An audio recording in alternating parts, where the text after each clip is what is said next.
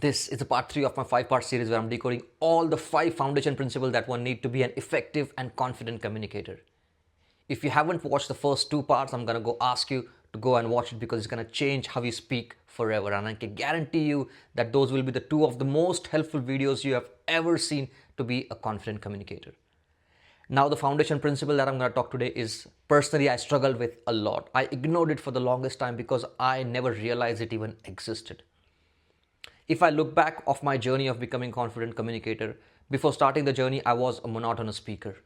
I had zero pitch in my voice. I have no melody whatsoever. And now if I look back at all the group discussions or all the conversations I was part of, now I know why people did not put so much attention on my opinion and ideas.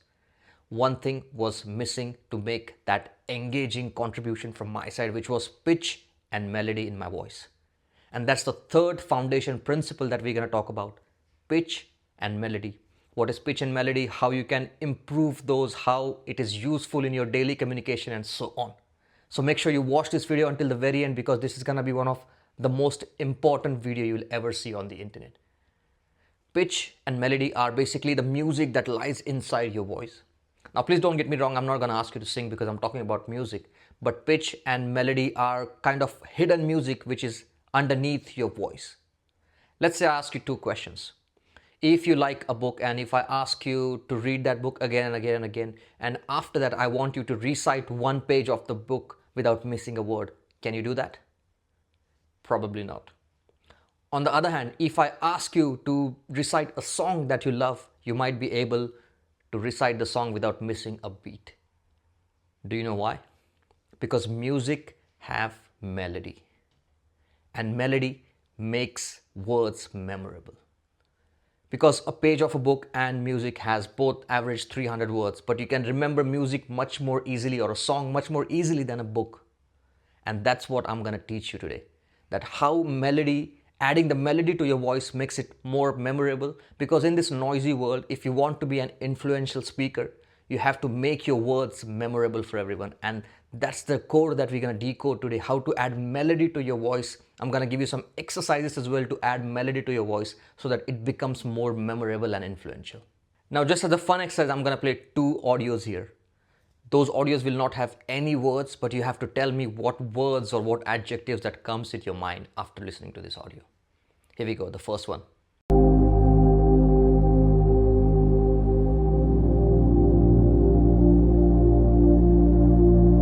What words came into your mind? For me, it was calm, relaxing, lovable, and enjoyable. Now here we go, the second audio.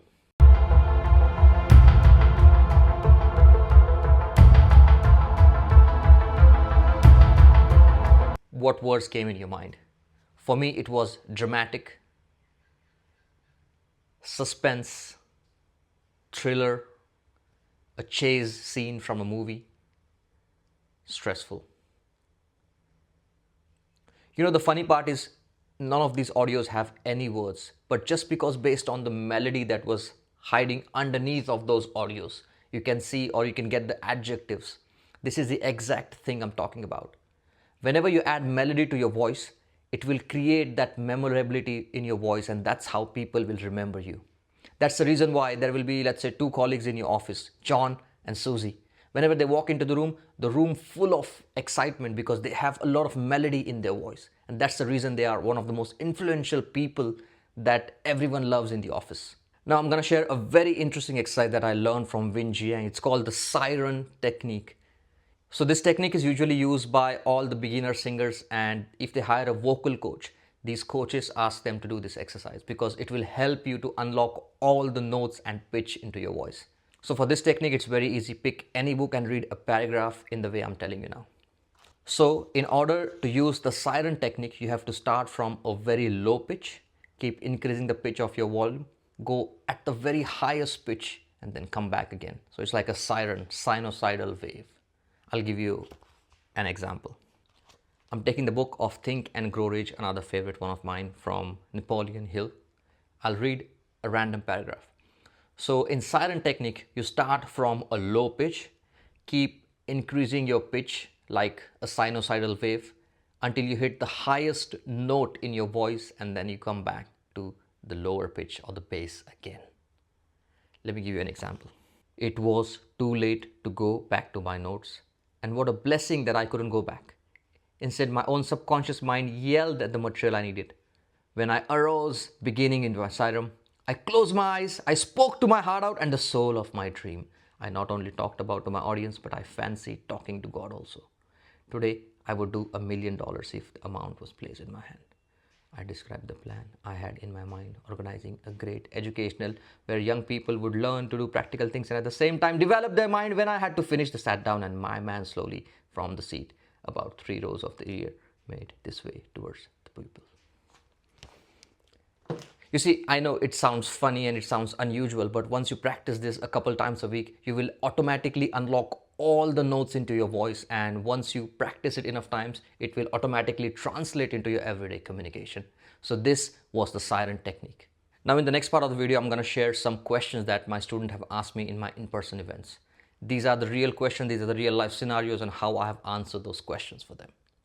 In one of the questions, one of my students asked that whenever I try to add melody in my voice, I feel fake, I feel dramatic, and it feels like I'm faking the accent. Very interesting question, and I have gone through it very closely.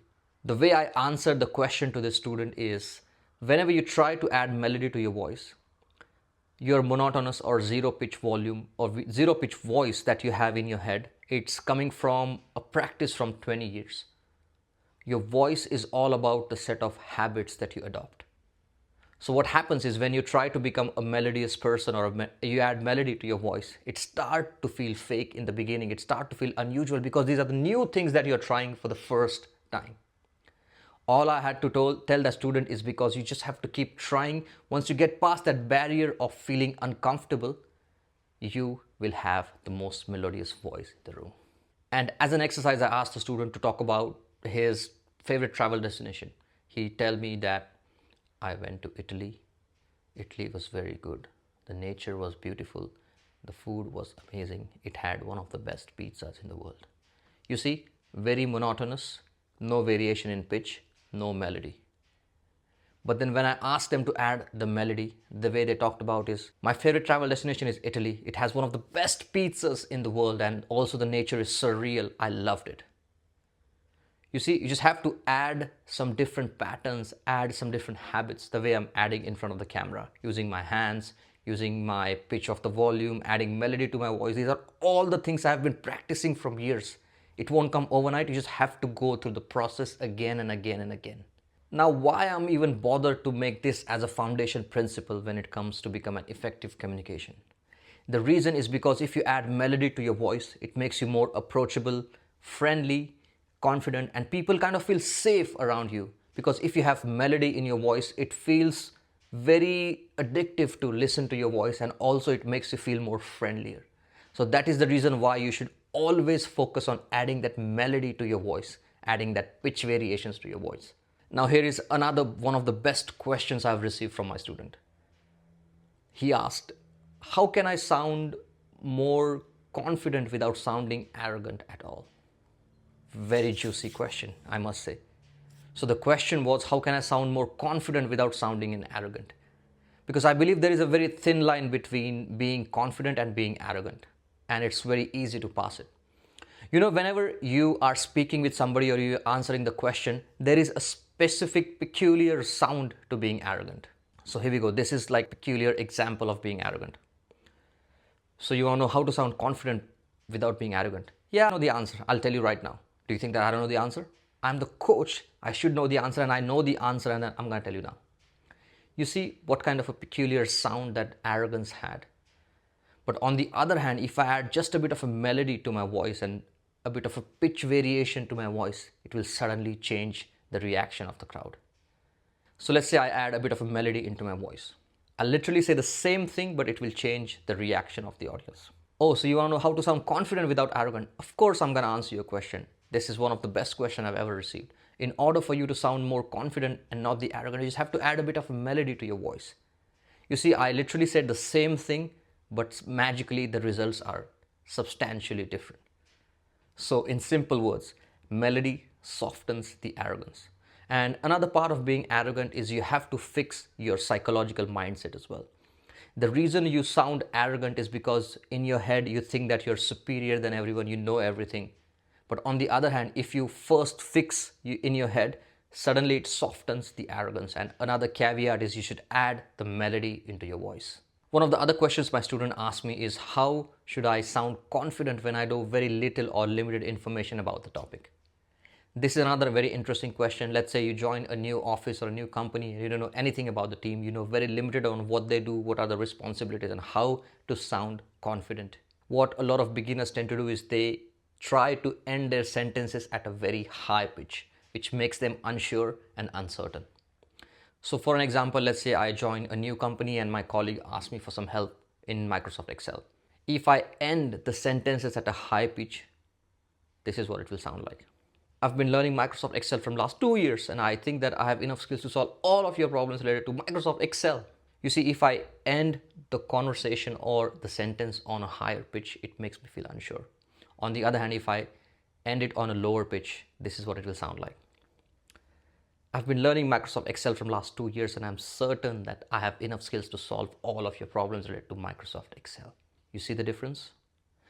So always remember, if you know limited information about the topic or the work you're doing in the office, always try to end your sentences at a lower pitch. And this is the same training that FBI interrogators get as well, to get some truth out of criminals. And don't ask me how I know that, but this is what they teach them as well. Always finish your sentences at a lower pitch, which gives you authority, confidence, and surety. Now, before we wrap the video, I have one challenge for you, and I would sincerely urge you to do it and come back to me and tell me the result.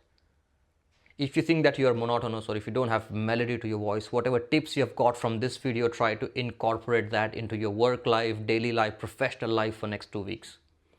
Use that and you'll see how people react differently after you speak. And please come back to this video and write a comment in the comment section, and please tell me how and what differences you're seeing in yourself and the people around you after utilizing all these tips and techniques that I've given you in this video. Thank you for watching, and I'll put the 4th foundation in the next video. See you in the next one.